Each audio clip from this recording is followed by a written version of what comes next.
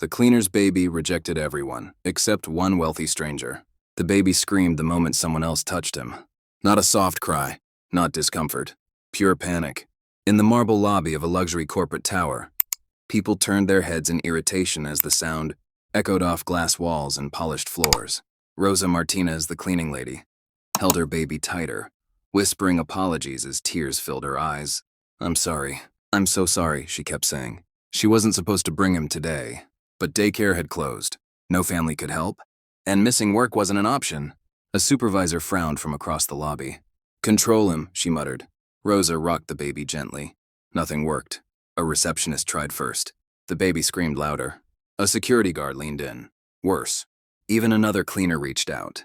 The baby thrashed in fear. People started whispering. "That's why kids don't belong here.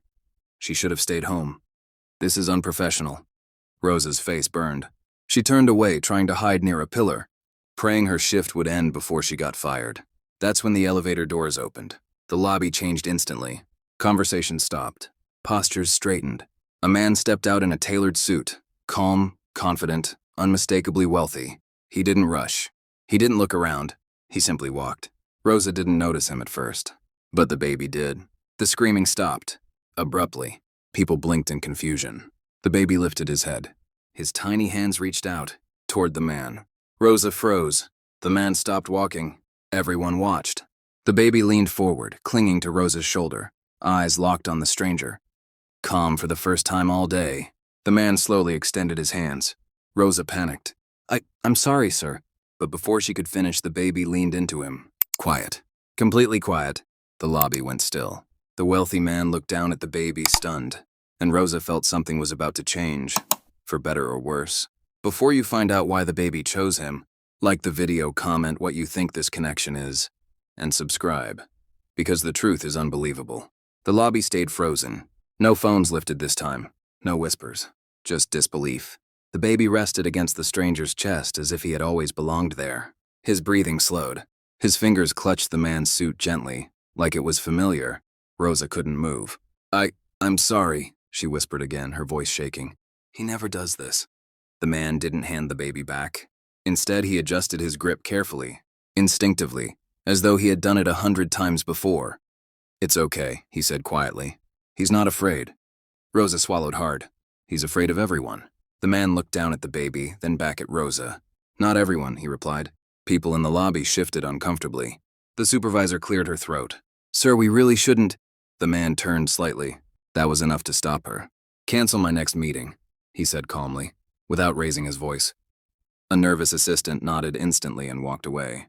The man looked back at Rosa. "What's his name?" he asked. "Mateo," she replied. The baby yawned. Something in the man's expression changed, just for a moment.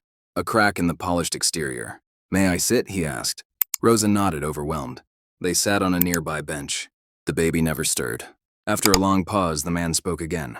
"When Mateo was born," he said slowly, "were you alone?" Rosa's eyes widened. "Yes." The man exhaled.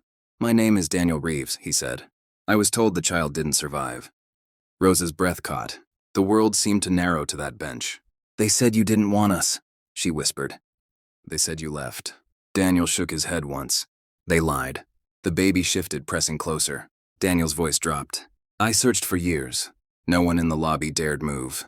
Rosa covered her mouth with her hand as tears finally spilled.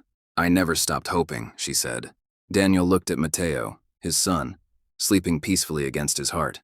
"I think he knew," Daniel said softly. "Before we did." Silence followed.